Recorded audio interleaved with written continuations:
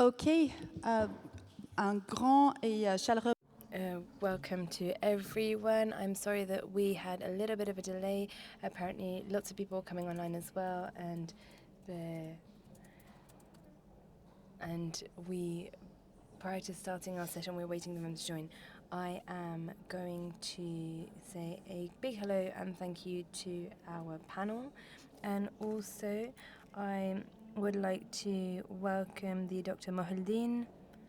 We are honoured to have the doctor here with us for a very important discussion on the triple crisis in the fragile Sahel region. How can international cooperation sustainably tackle climate, hunger, and malnutrition?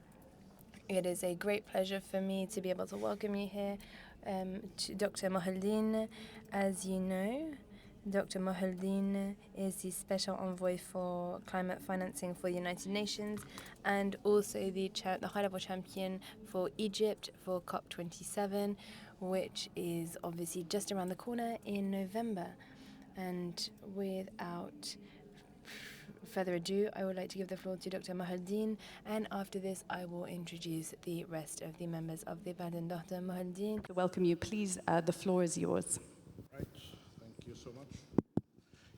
Well, it's ready to function, and thank you so much for your kind introduction. It is great to be back here after a couple of years. I missed the opportunities for reasons beyond all of us, and I'm happy that the place is coming back to its great spirit, fully functioning, vibrant with people and ideas. So I had many instructions and guidance from my team, and now more recently, just to adjust many things together and make them more relevant to your session and to the great mission of convergences and the targets of zeros, zero poverty, zero inequality, and zero carbon. This is the first kind of emphasis that I went through many years ago to see the relevance of the three zeros together.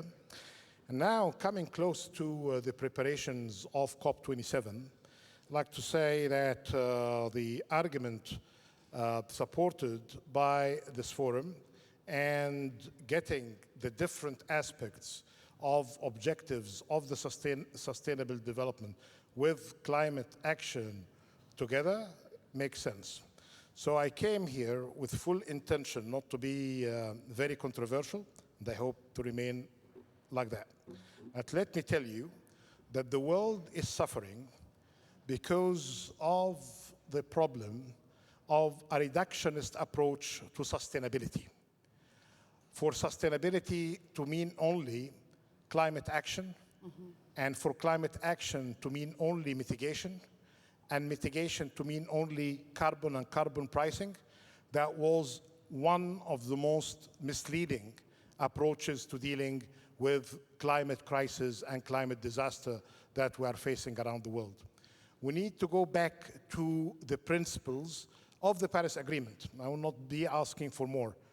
Paris 2015, with a more balanced approach on mitigation, on adaptation, on loss and damage.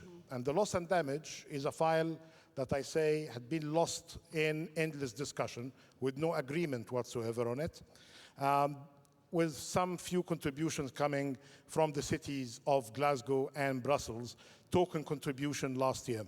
And then we have the challenges facing us on finance. But even if we do all of what's required by Paris Agreement, which is much more comprehensive than those who are reducing climate just into carbon and carbon pricing, that will not really solve the problem that you have been trying to solve for many years. That may not necessarily get us to achieve the zero poverty or the inequality. Actually, in actions related to reducing carbon, we may have some better environment and better climate in the future, but if we are not mindful to just energy transition, if we are not mindful to the impact of policies on the general public, the labor market, gender issues, And I would say, as I was teasing always my good friends from sophisticated, high-income members of the OECD, if I reach your level of income and standard of living, and the levels of equity that many of you actually are not happy with, despite the improvement that you had in terms of human capital, education, health, conversions between wages between women and men, although that there is a great deal of discrepancy on that. If I reach that level, say a Nordic level, I would start thinking about sustainability to mean only climate and climate to mean only decarbonization, and I can live on co-benefits. But the problem that we are facing today, including the issues of malnutrition, of those who have been thrown into poverty during the last 3 years, for those who had the numbers multiplied by 3 times during the last 2 years because of COVID, and more recently because of the crisis in the war in the Ukraine, we have now the 2 of the SDGs compromised. SDG 1, extreme poverty, the number was 700 million people back in 2017. Now it has been added by, or had more gains where it shouldn't be gaining, 150 million. And this is a very conservative figure after the problems of COVID. The estimates of Oxfam and others that we may be getting another 56 million to be added to that figure. So are very much north of 900 million people suffering from extreme poverty, and with extreme poverty, everything else will be compromised. And then with malnutrition, as I said, the numbers of those who are suffering from food insecurity had increased, have an updated figure from 135 million pre-pandemic to 345 million over just 2 years. And then you need to add still those who have been suffering because of lack of access to food, especially in areas suffering from either low income, fragility, or being in conflict. So when we are trying to solve the problem of the of climate and its crisis, we need really to have a comprehensive approach. This holistic approach, there is no alternative to it.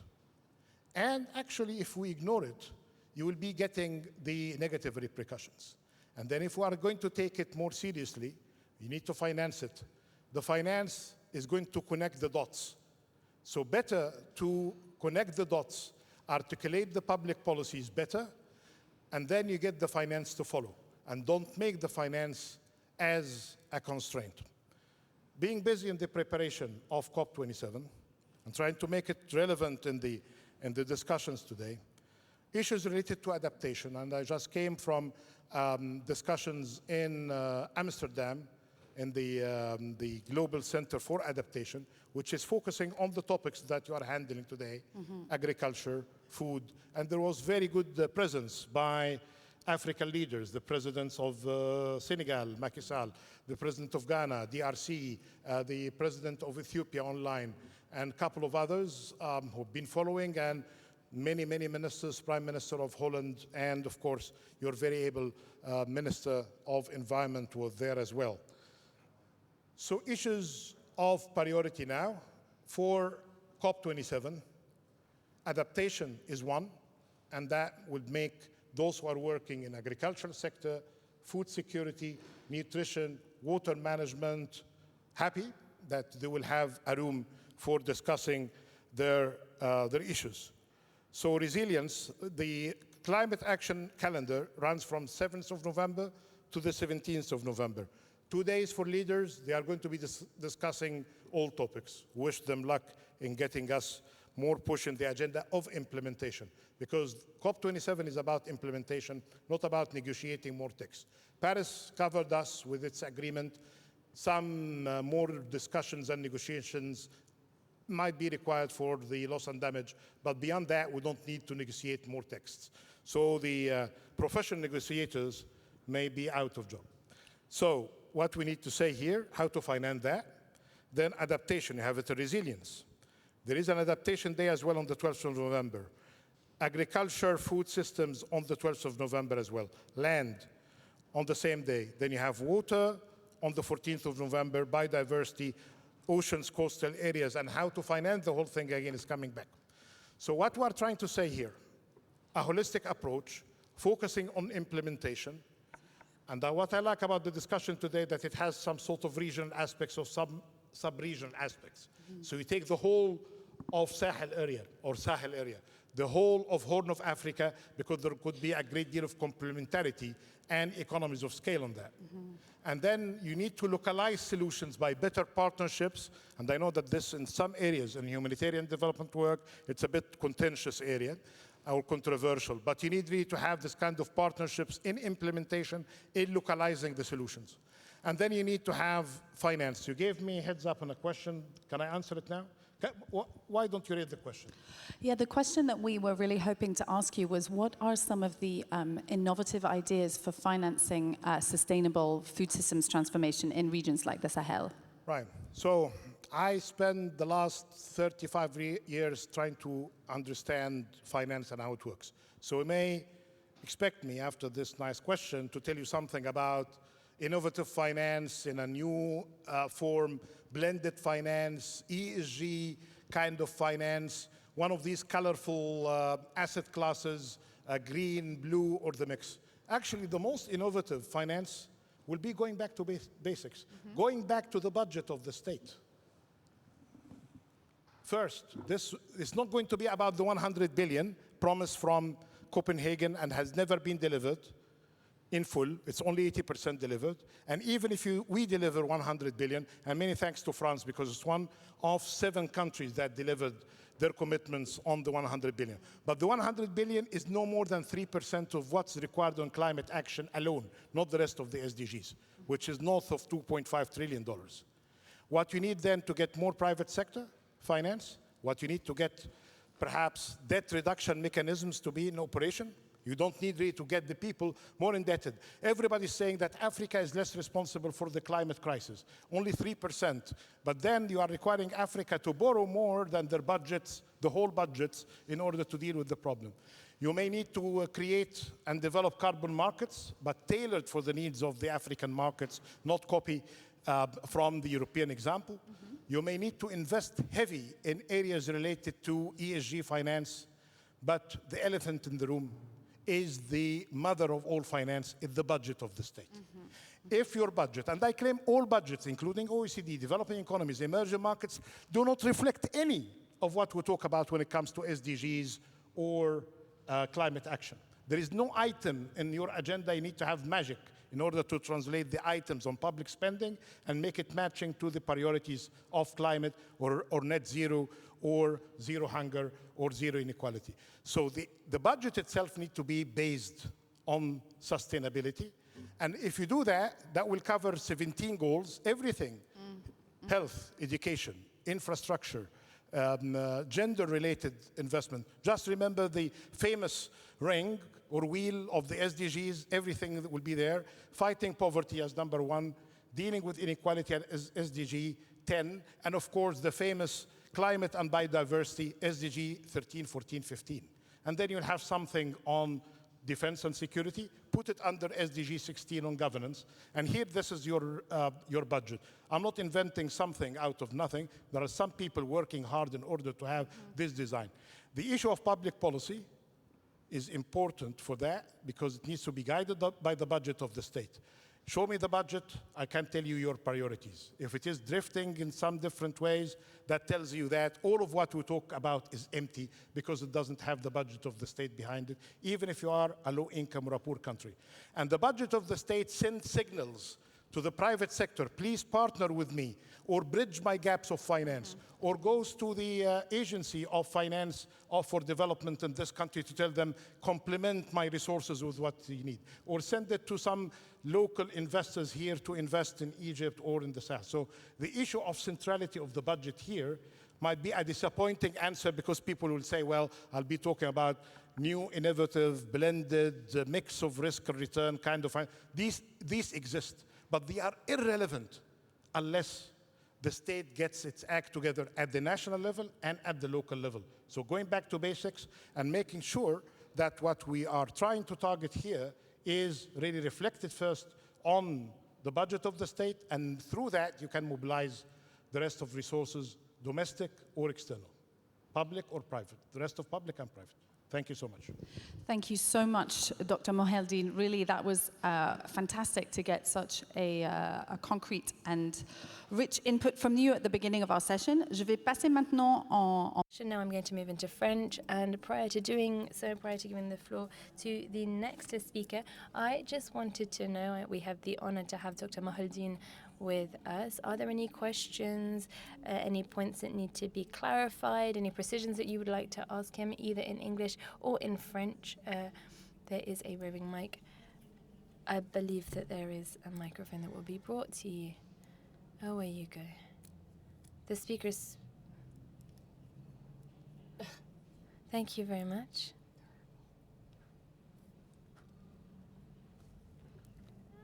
I'm going to speak in French, and then maybe I'll continue in English afterwards if you'd prefer. English. To converge, right? We are in a convergence meeting, right? So I am impressed by your speech, truly, because I think that the essential, what you say, is that we are too far from the reality sometimes, and the same is budget. My question is maybe to you, and I'm happy to hear that Egypt is going to host the next meeting, because Egypt is a unique country. It's not about the pyramid or mosque. There are also the ruins of the Roman Empire. And as a physician, infectious diseases from my training, the prevention is coming from Egypt. It's an astonishing country with a rich history. So my question is, how to incorporate, when I read this, malnutrition, hunger, and climate, I would put health and the water. The water is essential, and then the health, because malnutrition is also about the health. So what I'm missing here is connection with the health. Nutrition, I'm not going to immunology, microbiome, and immunity and the health. So health, it's missing in the list, and I would be very happy to see also in the UN something like envoi for health. Gandhi was saying health is our wealth, and I totally agree. Thank you very much. I mean, I think this was a question, Dr. Moheldin, about what you were talking about, a holistic approach. Right. Well, I think the solution will come through the following. You would be happy to see that issues related to education, culture are reflected. So part of the human capital is being taken care of. And then the issues related to gender is there as well. However, when they talk about health, it comes from the resilience of households, a resilience of community, and resilience of society. So it's there. It could be actually benefiting from more explicit mention to health. I'll share that with them. But I know from the detailed program that health and financing health is part of that. The solution to the holistic approach and how to invest in it in order to solve it. For us to remember, invest in human capital, health and education, and gender balance. Invest in infrastructure, including digital transformation. And then invest with them, invest in resilience of infrastructure. That means all of what you do in mitigation and adaptation. And invest in the resilience of society to be more able to absorb shocks, especially after many shocks that we have been exposed to, the pandemic, and more recently the war, and other things that all of them, by the way, are human-made. We cannot blame the nature. It's us, not the nature, that is responsible for the mess. Oui, tout à fait. Merci. Thank you very much. Yes, after COVID as well. And now we're going to give the floor to the lady. I'll take two other questions, and then we'll be continuing with our panel discussion. Thank you. Merci. This is the part. Merci. Thank you. Thank you. Thank you, Dr. Moheldin. My name is Barbara. I work with a movement called Scaling Up Nutrition, which has been created by the United Nations about 10 years ago. And the objective is exactly this one, to sort of bring all the sectors together to fight hunger and malnutrition. So not only health, but also water, education, social protection, etc. And having... This is the Sun Initiative. Exactly. Yes. Navarro and his colleagues. Exactly. Okay, I'm so old enough to know that. nice to see you're familiar with. So having attending the last two COPs, I've seen quite a really impressive momentum towards encompassing the food systems and food in general into the climate negotiations. However, I've witnessed how all the enthusiasm and civil society's actions are taking place usually in the blue zone, or I can't remember exactly what's the green zone, the blue zone, but anyway, there is like the space for civil society where all the enthusiasm and energy is, but then you have the negotiation space where, we're not necessarily aware of who's negotiating what, we don't have access to the right people, and it's very difficult to sort of influence this space, and I think this is where things are happening. So I was wondering if you had any insights on how this will be. You mentioned that no text will be negotiated, but I think there is a process around agriculture that is also supposed to be discussed, the Coronivia process, if I'm not mistaken. This is one question, and just one tiny thing is about, I just wanted to have your insights around debt cancellation and mechanisms for debt relief in terms of potential innovative financing mechanism. Thanks. Excellent, thank you. So 2 questions, one on inclusivity and decision-making at the COP and debt cancellation. Can I have another question? I think there was some. Yeah, I'll take one. Is there somebody else got their hand up there? Sorry, it's a bit difficult. I saw a hand somewhere. Yeah, Yes, please, go ahead. with your permission, of course. And then, because I don't like to take much of the time of your panelists. I'm here to listen, to learn. Thank you. Hello, Hugo Petitjean from Wellcome Trust. So we definitely agree with you. We're very much more in the health space, but we believe in the intersectionality. So part of our new strategy is to focus on climate and health. My question was more about the financing architecture. So I'm definitely aligned with increasing, targeting the government budgets and looking at that and structuring them in a way that's sustainable. But what about also the climate financing architecture in terms of those that receive that financing? So those are definitely discussions going on in the health space in terms of potential reform, in particular of the global health institutions. But do you see any takeaways that could come from the health space that could go to the climate or vice versa? Any thoughts on that? Very good. Thank you so much. Excellent 3 questions. The first one is simple to answer. It's basically the same old way of the UNFCCC organization of events. So you have the blue zone with the badged people getting into and out from this camp. Then you have the green one, which is basically more flexible. You have more seminars, people are showcasing what they do. You have more of academic networks, think tanks, civil society, and the others. And then you will have the designated area for the activists as well, as you saw here in Paris or in Glasgow.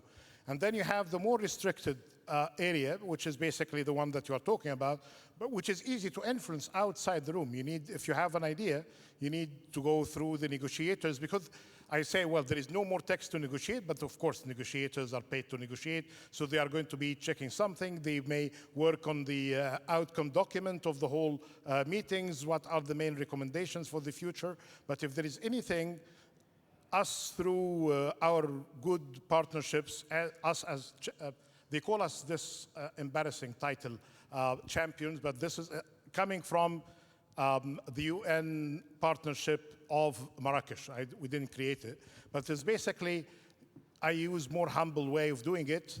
It's basically the ultimate coordinators of all of the non-state actors. So if there is anything that we can do, in addition, of course, to your own links, if you can do anything from either the Race to Zero or the Race to Resilience or the Campaign on Finance or other coalitions, please approach the team, and we are on the UNFCCC where you can talk to me and get my business card, but we are available for that.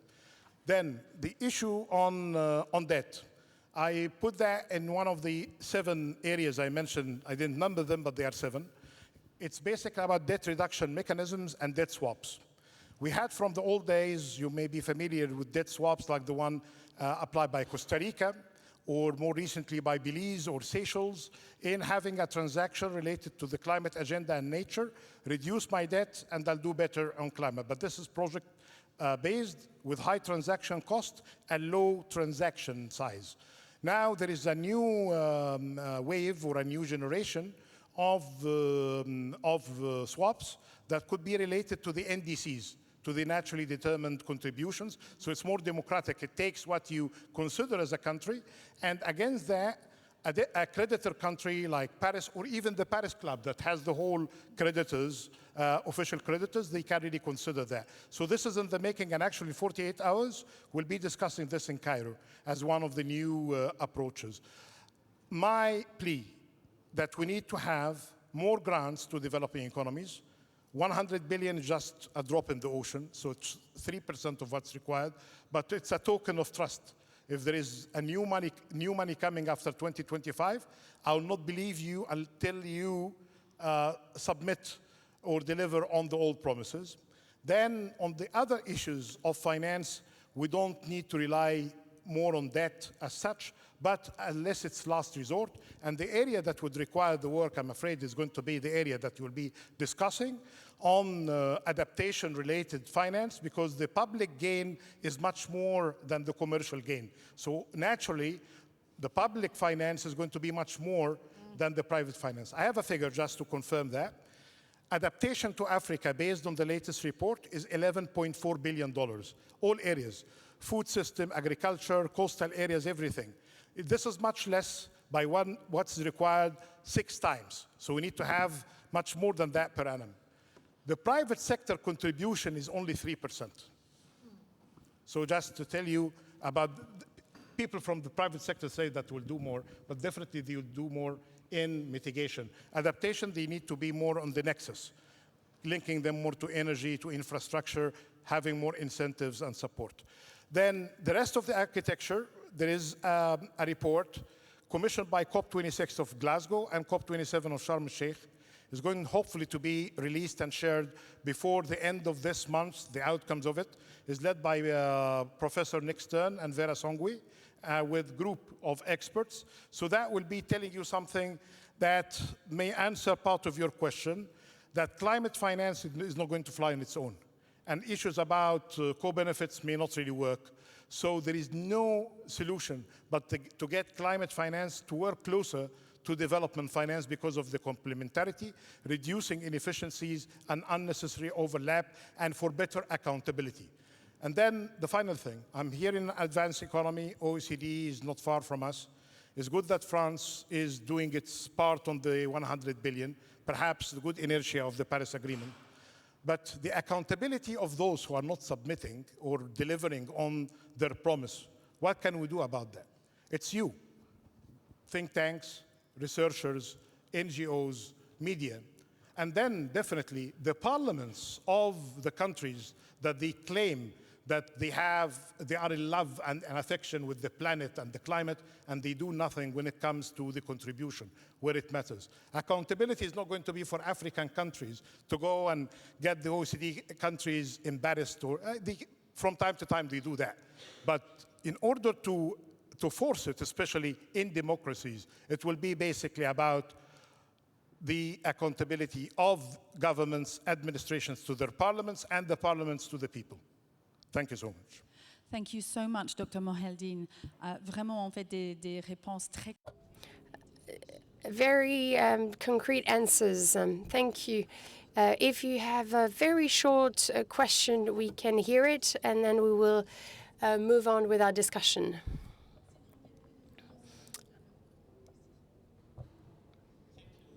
Dr. Moheldine for this very interesting speech. I would like to just about the COP27 in Egypt, and we know that Indonesia, they didn't stop the deforestation, and also about the forest in Indonesia, about India and the different challenges. And how did you see those challenges in this? How can we treat this issue in COP27? And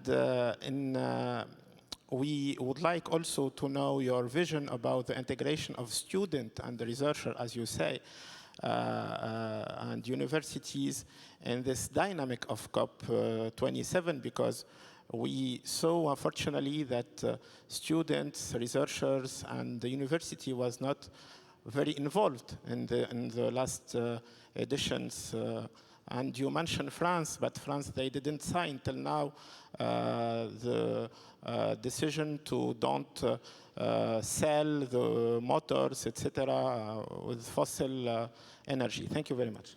Thank you. Would you like to make a quick response? Super fast, mindful to the time for the rest of the panel.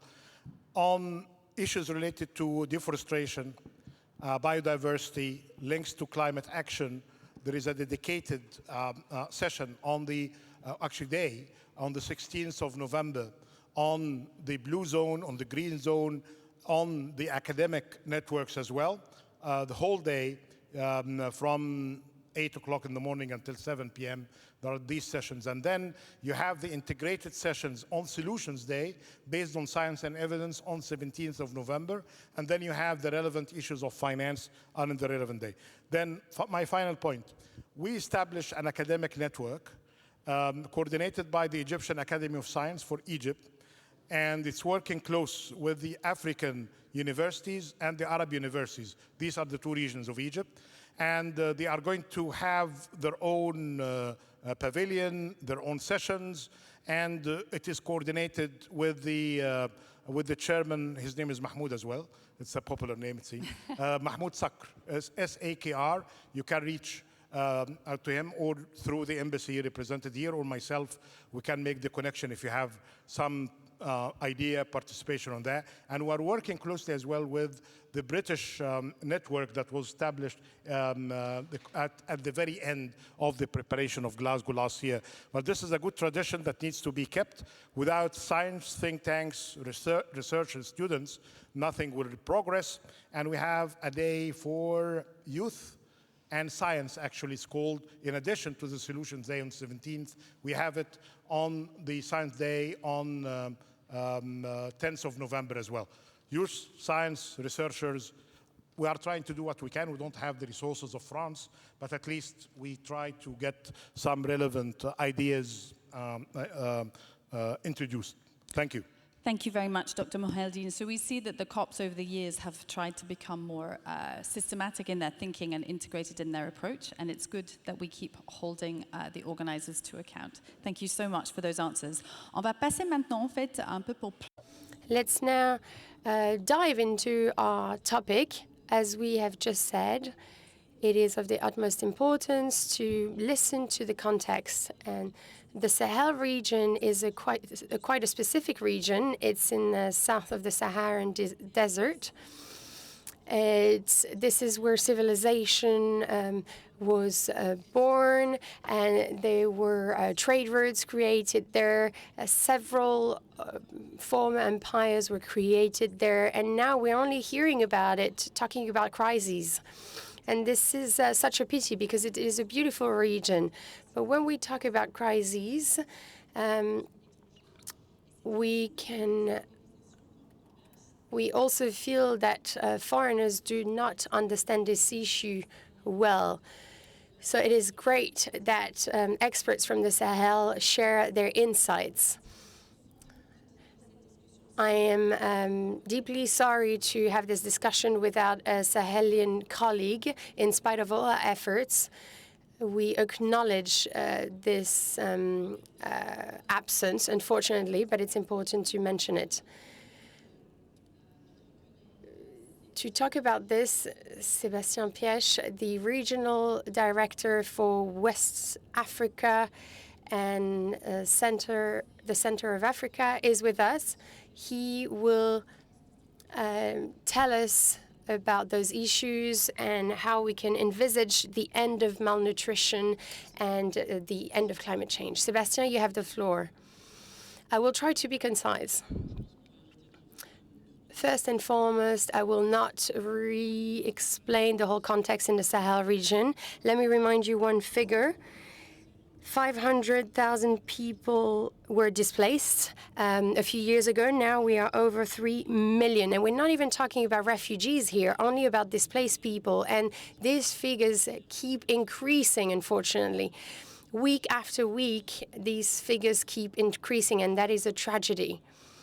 Unfortunately, the conflict keeps expanding, and we fear that the conflict will reach coastal areas. So there is a social, political, economic, security, and food crisis. And all of this brings about a humanitarian crisis, which is a tragedy. So consequently, we have noticed in the past few years that a lot of efforts have been put in this region, and development assistance did not bear the fruit it should have to root out this humanitarian crisis. After painting such a bleak picture, there are reasons to be hopeful. I'm talking on behalf of NGOs. Of course, we will not solve a crisis on our own, but we can hope that the situation improves over time locally for the people there. Of course, we need to take into account that people are suffering from malnutrition, but we also need to think right from the start on how we can take action and what are our priorities. So how can we prioritize our action? First, we need to have a local and integrated approach. The crisis in the Sahel region is multidimensional. First, there are local violences, community violence. There are tensions when having access to water, land, etc., having access to basic services. We cannot be present everywhere in the whole of the Sahel region. And unfortunately, the state is not present either. And having access to jobs is difficult for young people as well. And then there's another interesting debate. Has the climate change a direct impact in the Sahel region?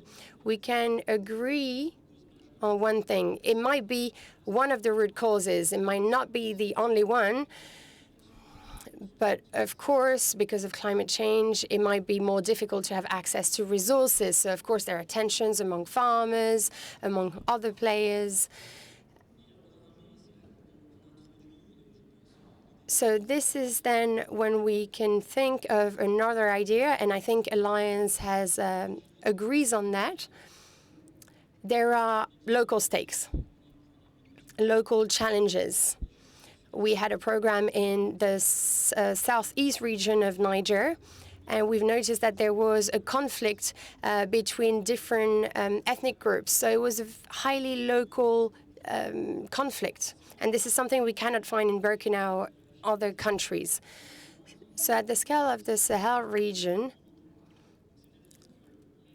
there are different issues. So we need to think of assistance depending on the different local specificities, the different characteristics of every region.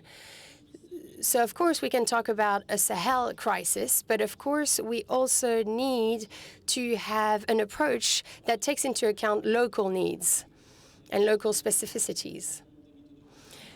Of course we have different methodologies per territory, per region.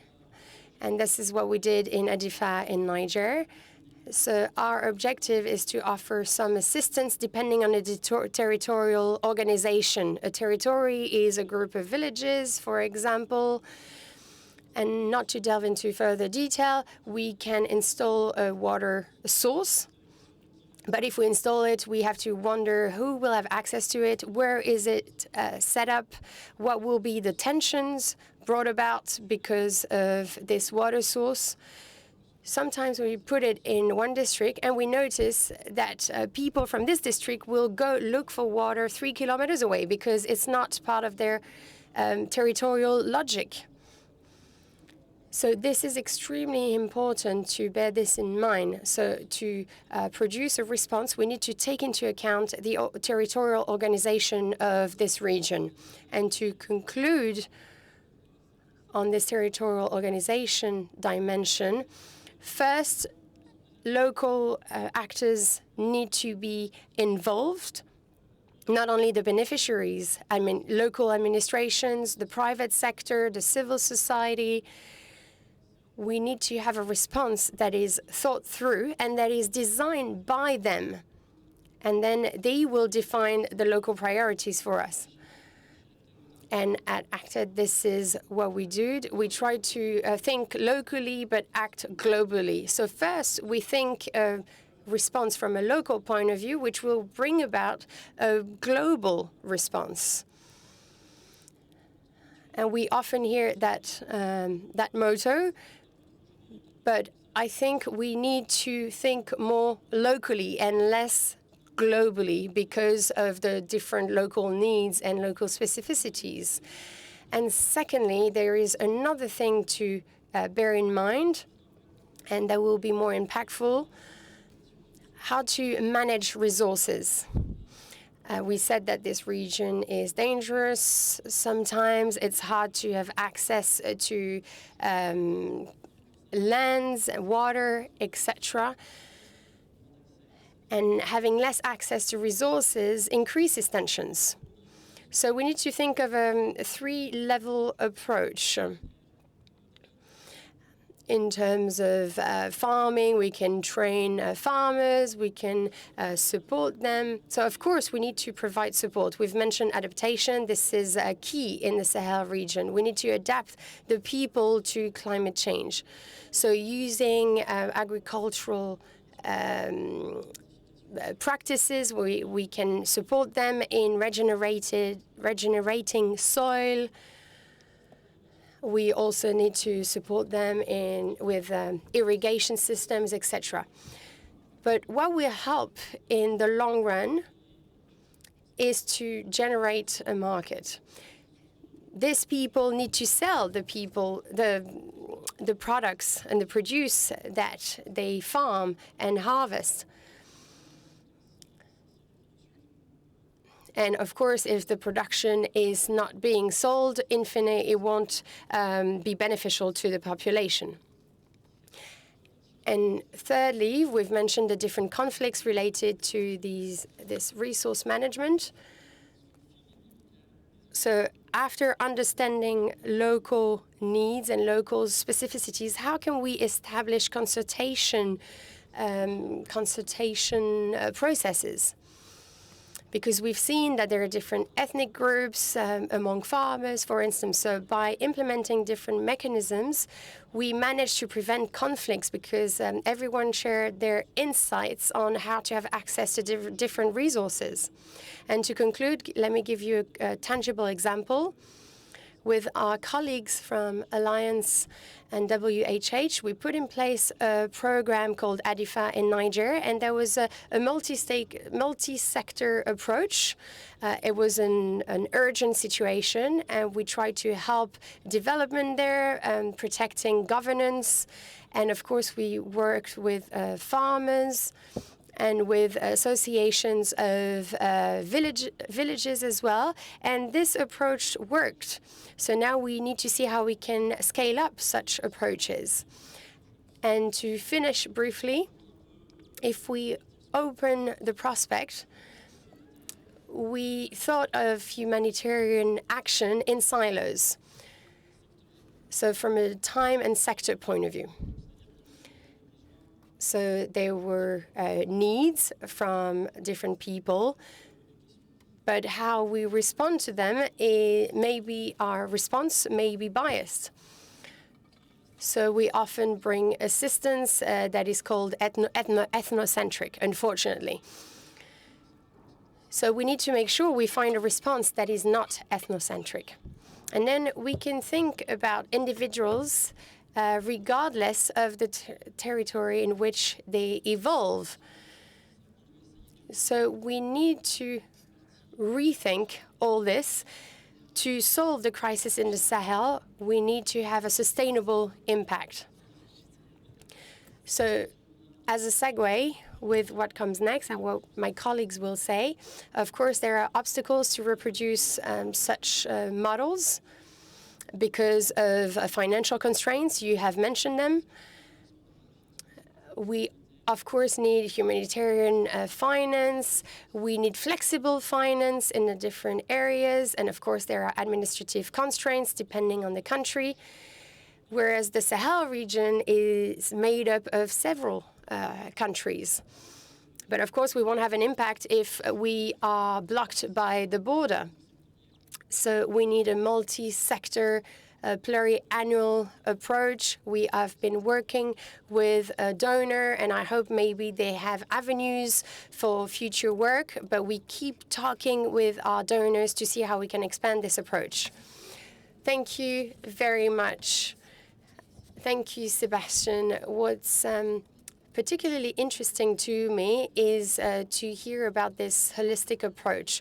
We are now talking about integrated approach, but also about field approach, local approach. So we need to have this integrated, systematic approach to better understand local specificities and to see what can create tensions among the most vulnerable people.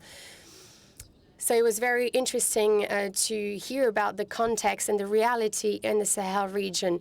Please keep your questions because we will now turn to our next panelist. Pauline is the desk for Niger, Chad, and RDC. For Concern, another international NGO, a sister association, part of Alliance 2015. And every year, Concern and another German partner carry out a study on hunger and malnutrition. And Pauline will explain and tell us about this study and will give us some recommendations that are fit for the Sahel region. You have the floor, Pauline. Thank you very much for your attention. I promise I only have three slides, if the system is working. Great. So there won't be much text here. I will try to be as concise as possible. As Antonia said it, I will first present this global hunger index developed by the partners of the Alliance.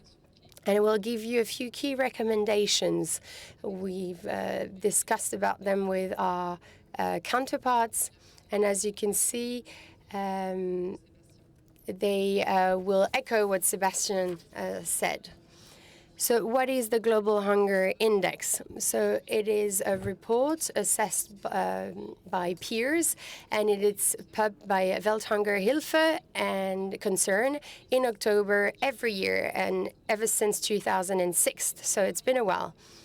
And this report assesses long-term trends in hunger at the regional, local, and national levels.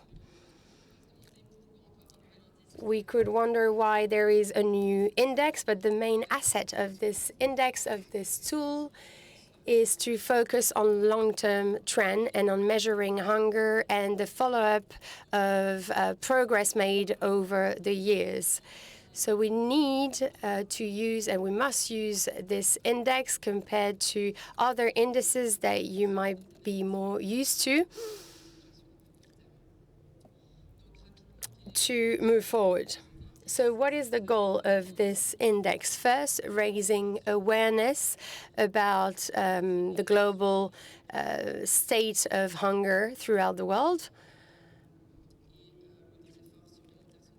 and to know where we need to double efforts, and issue recommendations every year to improve international ranking.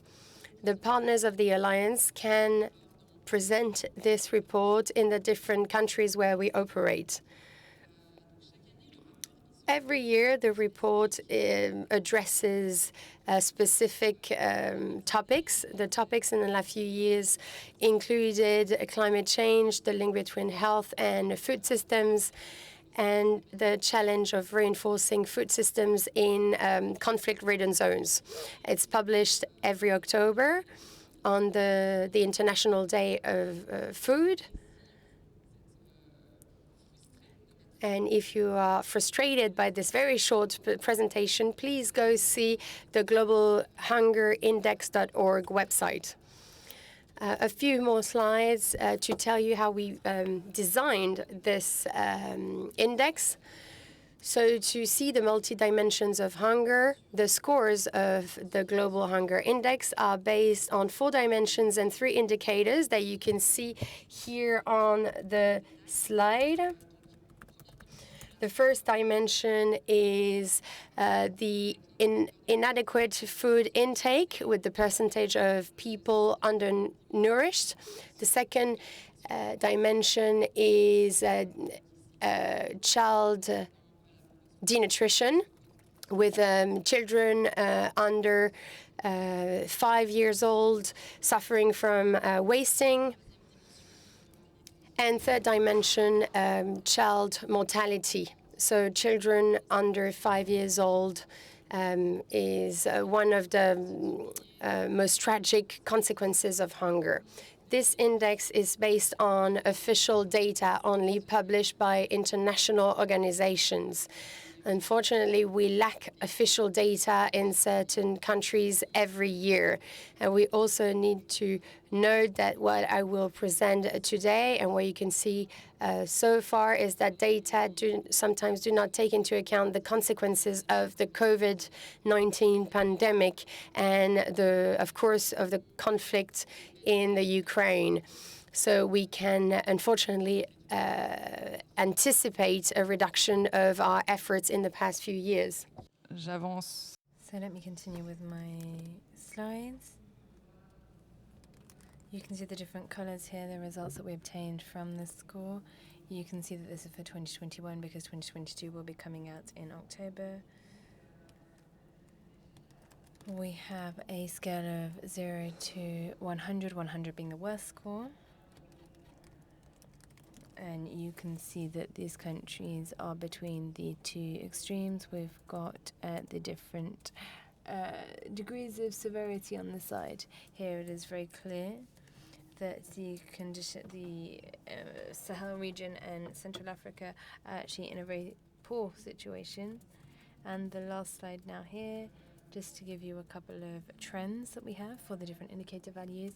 You can see that in addition to giving a global overview of hunger in the world, as I mentioned, these indicators also allow us to highlight different countries. We've taken the examples of Niger, Chad, and Burkina Faso. These are the 3 different countries that we work with, and you can see different aspects of progress made over the course of the past few years. And unfortunately, there are different indicators. For each country, you can see that there is one indicator, and unfortunately, we are looking at a decrease. It's not an improvement, but we're actually losing improvement. And we can imagine that there are different aspects as well that are going to continue, especially the conflict in Ukraine that hasn't been taken in consideration here. What is the takeaway for this that we want to share? What are the recommendations of this index?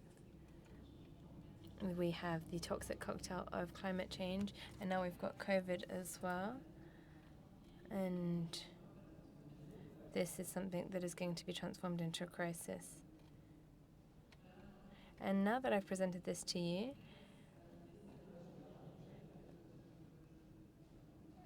I want to look at the 3 recommendations that have been discussed with the different partners. We have different reports and different recommendations that have come out of this report. The different recommendations are available online if you wish. We are looking at the recommendations that came from Sébastien, but also that come from the field. What are the 3 key messages here? They're the following. We have we're looking at strengthening initiatives, inclusive initiatives. This comes back once again to the first recommendation that was given by Sébastien. How can we not look at this crisis being as a global crisis for the Sahel region, but actually have an analysis that is a lot more profound and in-depth? We've got localization and local partners as well with organizations, be we talking about NGOs or CSOs, understand the situation in the country and how this can be coupled with the developed conflicts. This will be the first recommendation. The second is how can we change the food systems as well? What does this mean? It's easier to say, but not easier said than done, I would think. But it's about sovereignty, food sovereignty. And how do we give more space and more weighting to countries when during international meetings such as the COP. This means that we need to work with local food systems, with Niger and other countries in the Sahel region, so that they're more resilient, more autonomous, but also more inclusive. How can we ensure that there is more space given to these countries? And the third aspect that comes back to the presentation of Sébastien is how can we look at flexible planning with intersectoral and pluriannual, with an intersectoral and pluriannual approach. This is part of the nexus questioning, allowing us to look at more systemic change and respect the spirit of work. So if we think about February, this situation can be quite calm. And when I talk about Niger, this doesn't mean anything. We could mean in a village in Niger or in an area in Niger. Therefore, if we don't have the same understanding of the situation, then the constraints aren't the same either. Therefore, we need to really... It's a message for our partners and for our funders, this to allow different organizations that implement these structures to be flexible, but also to change their situation. Okay, I'm going to stop speaking now. I'm sorry, I'm done. Thank you very much. Thank you, Pauline, for this. I know that we're going to have a couple of reflections on the points that you and Sébastien have just mentioned.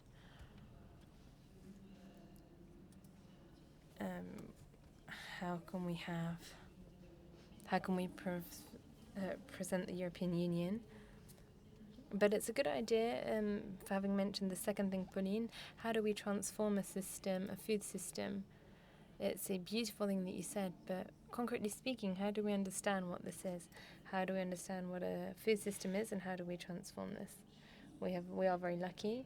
Why? Because we're going to be giving the floor now to Sandrine Dury corrects the speaker, who is from CIRAD. She is a senior research fellow looking at this theme exactly, with a lot of experience under her belt in the region. Sandrine has been looking at this in Burkina Faso. And how can we understand this problematic linked to food systems in the region? Sandrine, you have the floor. Thank you very much, Antonio, for the transition. And thank you also for having paved the way, nice segue to what I would like to talk about now. It's a question that I've been asking a lot, that you then mentioned, and I thought that I was going to talk about different diagnoses from participation in food systems that we have in 50 different countries with the FAO. It is huge, it's very serious, it's no mean feat, and it's working very well.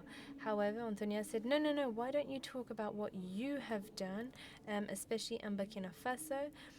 This is a lot of work that we've done with our Burkina Bay, looking at the Sikasso paradox. Sikasso is in Mali, and the situation was described 10 or so years ago. Okay, we have an issue. Why? Because we have quite a good agricultural production for cereal, for grains rather, for cotton and on exports. However, if we look at the south of Mali, which is relatively prosperous, we have very high levels of chronic malnutrition. We have children that are not eating enough. They have health issues, and this is where there is the highest rate of malnutrition.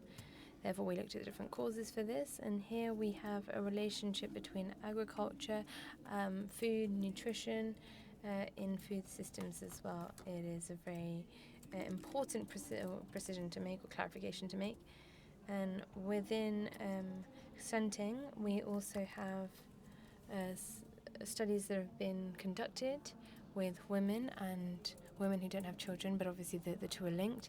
We have 80% of women who are underneath the minimum threshold for food diversity, which means that what they are eating isn't actually giving them the vitamins and minerals that they need. And we say, why?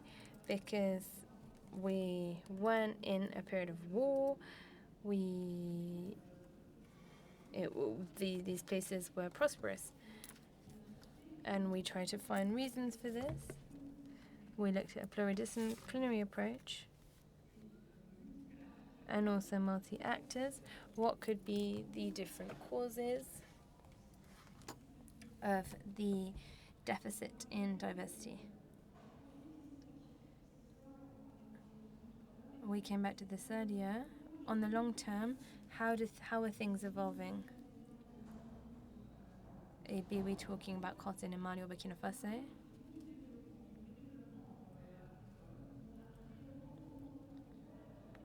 We increased agricultural production or farming, and this, if we compared this to the 90s, obviously the 90s were very poor years, but if we think about grain production, it really increased, and we are above the thresholds twofold actually when we think about the needs of the population.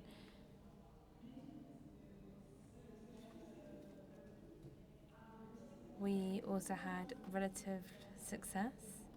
For example, an increase of the population, be this through vaccination, be this migration, or the fact that children are living longer than they were in the past. We have a reduction of natural spaces as well, because there's an increase in population and a decrease in access, not only to forest resources, but also to trees that have been planted. This has come out of the different observations and discourse that have been of different actors. We have a real decrease in natural resources. The other thing now, agriculture is relatively successful, but it's relative success, which means a huge part of the population isn't able to meet the demand. There's a lot of variation. We also looked at the market. What is the basic idea? It's about specializing or intensifying agriculture. That's what was done. But people can also buy into the market. But this isn't how things work. This isn't how things work at all, for different reasons. Because of the products, for example, on the market, there are things that are not of good nutritional quality. For example, we can look at some butter that is made from legumes, and you've also got glutamate that is used, and this illustrates the lack of nutritional quality in the food. And it's not something that's universal, it's just in these rural areas that we find it, because the market works very well elsewhere. We also have questions linked to product availability, but also how this is spread out. What about the revenue, the income coming from farming? If we look at within households, you've got different people, but it tends to be the heads of families, which in big families don't give this money to the children. This is what we've seen in our research. You've got resources that increase, and when you have this with women, the children as well for nutrition. And there is work that needs to be done when it comes to how this money is spread out between a household. And in conclusion, 1 minute left, I am coming to the same conclusion as my colleagues did.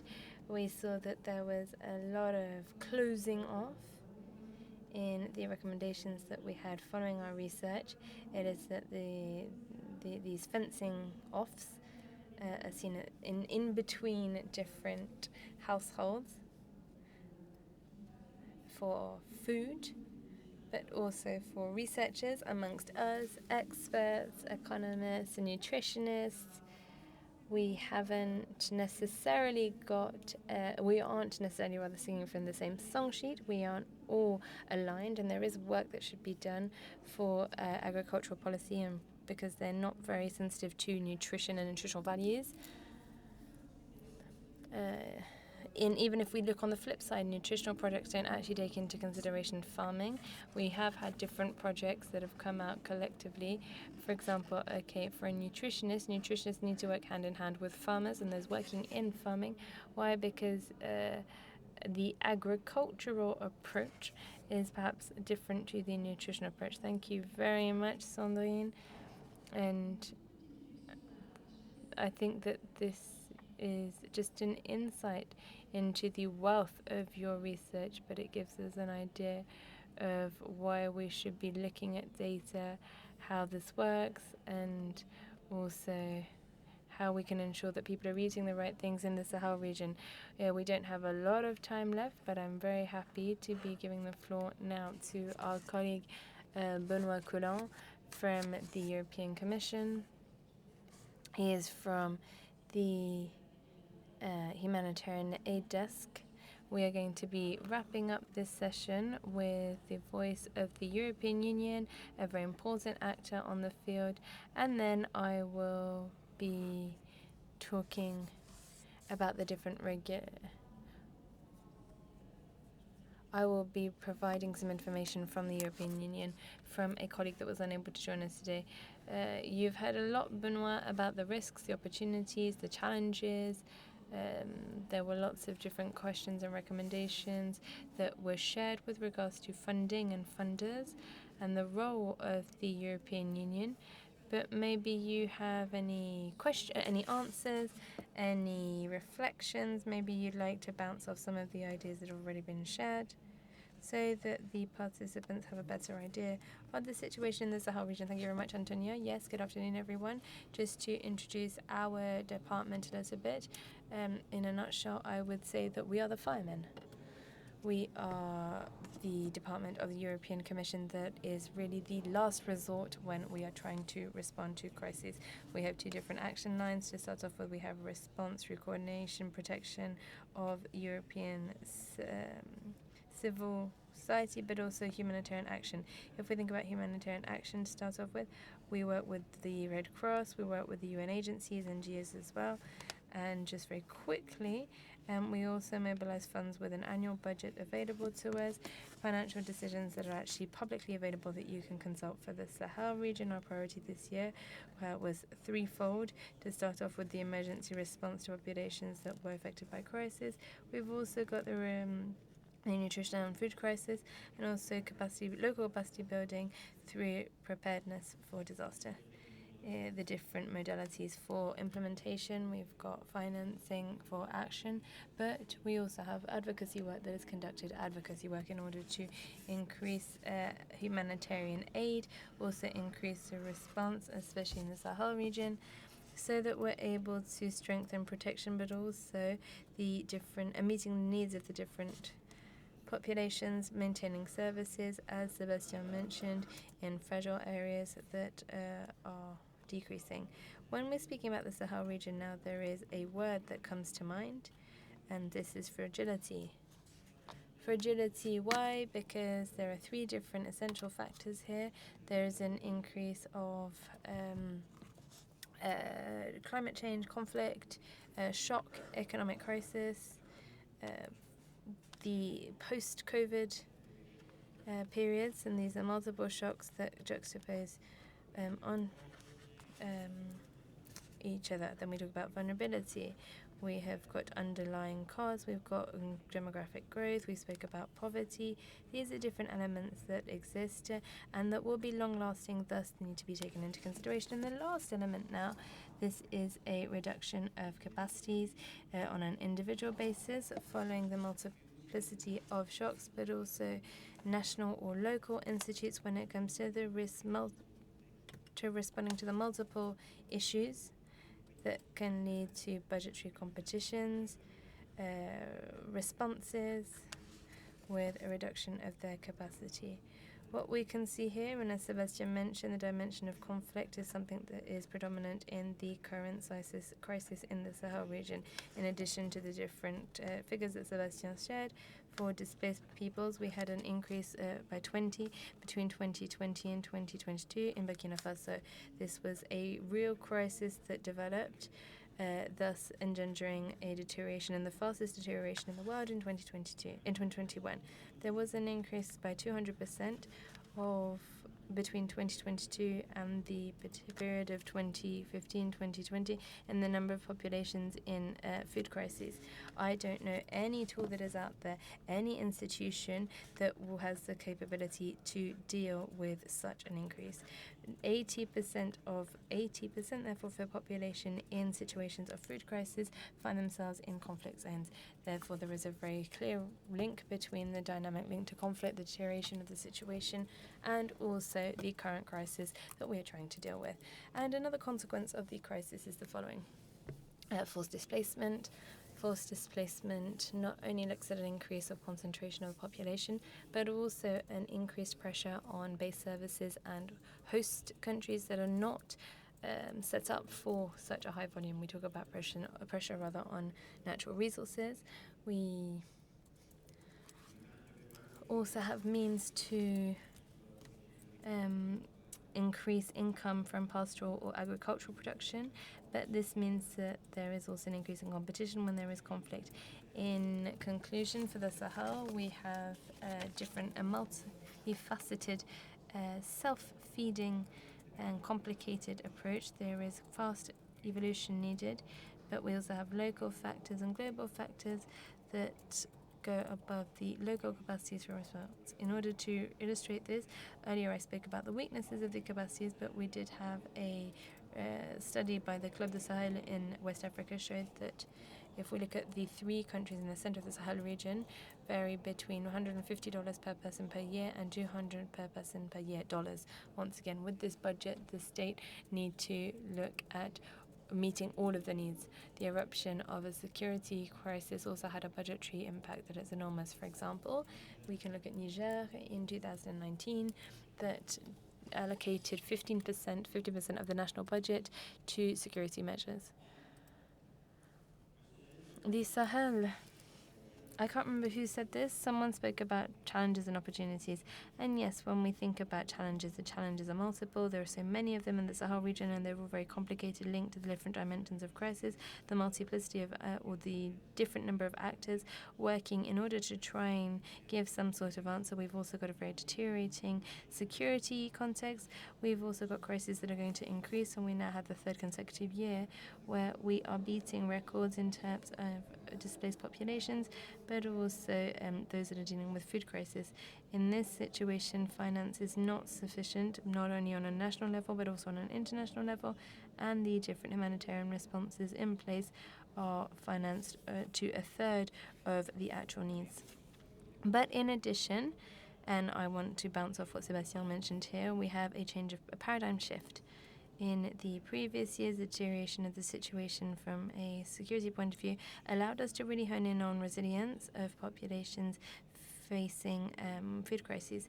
There was a lot of work that was done in partnership with the different actors that are present. The conflict worsened the situation. Therefore, the challenges are multiple, but the solutions as well. What we have been able to see, and I mentioned this earlier, we're talking about resilience to food crises and nutritional crises, working together hand in hand with partners in different CSOs, with national institutions, regional institutions, and the UN agencies has allowed us to test and also to implement solutions that have been fruitful. For example, we can look at elements of diagnosis and treatment for malnutrition, allowing for a diagnosis on a community basis to be undertaken without creating too much work for the healthcare centres. We've also adapted the therapies available for under or malnourished women, thus reducing the number of times that people have to go to these healthcare centres. It's also about dialoguing to analyse capacities for health centres, implementing simplified protocols for patient care and treatment. We can also talk about the CMM surge. I don't know what the French translation is this speaker, but it is an increase of patient care for community malnutrition. There is no copyright. You can take that if you want in French, says the speaker. And we also have an approach that is a partnership, and this continues in the current situation, even for forced displacements. We are working with our partners in order to support them until we find a solution. As Sébastien spoke about flexible solution and financing, we have quick responses which allow us not only to be reactionary, but also to anticipate, to give our partners the capacity to meet the needs of displaced peoples. This is coupled with actions looking to strengthen local capacities, municipal bodies, to anticipate and to prepare basic services for an increase in population. So we've spoken about opportunity. We have spoken about challenges. Let's talk about opportunities now. Opportunities based on dialogue and non-standing dialogue, not only from a qualitative point of view, but a quantitative as well in the long run, in order for us to have change for how we're responding, for national strategy, for protocol. And this is something that was a success story, I would say, a collective success for resilience to food crises, and this prior to food insecurity. Another central element of this theme is the nexus. We spoke about nexus. There were different leads, but what I can say is that for a humanitarian funder, this is the way out. This is a necessity. This is part of our priorities, of our interests. But what we can also see here is that there is a concept that we've been speaking about for a little while, bringing together lots of different names. We're talking about links between LRD. In English, we spoke about nexus. We spoke about resilience. We've got lots of different acronyms being thrown around there, but now we need to look at implementing this. Well, there are lots of dimensions to nexus. We've got a dialogue, multi-actor, and this is something that needs to start. It's a key element that needs to begin by a concerted analysis of the needs. Without this concerted analysis, we won't be able to build anything. Therefore, the first element is dialogue. The second is a strategic dimension. What are the different objectives that we want for the nexus study? What are the different approaches, and how are we going to put this together? And the last dimension will be an operational dimension. What is the approach that we need to take from a project point of view, from the dialogue point of view, from specific action, so that we're able to create the conditions for this nexus, so that, for example, here we spoke about local action, but an actor on a local level is not just a producer, but also provides technical assistance and facilitation with local authorities in order to create a link between the local level and the possibilities, the policies that may exist on a regional basis, but also on a national basis. And very often this role of technical assistance and facilitation is underestimated, because it's very important. It is not just a question of financing, it's also a question of approach. For me, this will be the last point that I wish to make. It's the last dimension for the nexus. What we do recognize here is the nexus is something that is time-consuming, and requires commitment as well as adequate tools. And in this vein, there is also internal reflection that needs to be undertaken for the different modalities of financing. Be we talking about preliminary annual financing, that's one thing. Also, the fact that we've got 12, we used to have 12 months, but now we can go up to 24, 36 months. It's just a question of cash flow. Do we have the capacity to, from the get-go, finance 3 years of project, where we've got 3 years successive? That's one thing. And it's also about having a specific partnership. Here we're talking about programming. And I think that our two representatives from ACTED and Concern also have had a certain approach. And this allows us to give our partners that are present in projects with the Commission, to have commitment that is going to be financed for several different years so that they're able to meet the different needs. And then there's a last point, and we can finish on the role of civil society. I had a word to qualify this, to qualify the situation in Sahel. I spoke about fragility, but if I think about now civil society, I would say that it is essential and multiple. Why? Because it is essential and multiple on the one hand because of the presence and action taken, not only with an operational and local role by actors, but also dialogue and exchange on different levels, and this from the local level, but also intermediate level, and then a central and international level. This allows us to bridge the gap. It's a very direct link between the needs analysis that local actors are confronted with, but also the operational implementation and political implementation of the different responses to these solutions. Some of the conditions are necessary in order for us to achieve this. For example, and this is what I mentioned earlier, we need awareness raising from the different, and an awareness full stop for technical assistance, for facilitation, going above and beyond just the role of being a local producer. We also want infrastructure that allows us to bridge that gap between the local and international aspect, and also dialogue with all of the different actors, including safety and security for the nexus questions. And I will say that this is not, this is just an observation. This will complete and reinforce and go above and beyond just the claims that are being made, which are completely necessary, but it's just one of the stones of the building which will allow us to change and engender evolution. And when we think about the European Commission now, to finish, we can see that dialogue continues with civil society, the different mechanisms for consulting that have been implemented jointly with in the framework of the definition of operational strategy shows us that there is a huge added value from the contributions coming from civil society. And we can therefore congratulate ourselves and continue in this vein. And thank you very much. Thank you to Benoit, and I completely understand that you've got lots of questions. Unfortunately, we have come to the end of our session.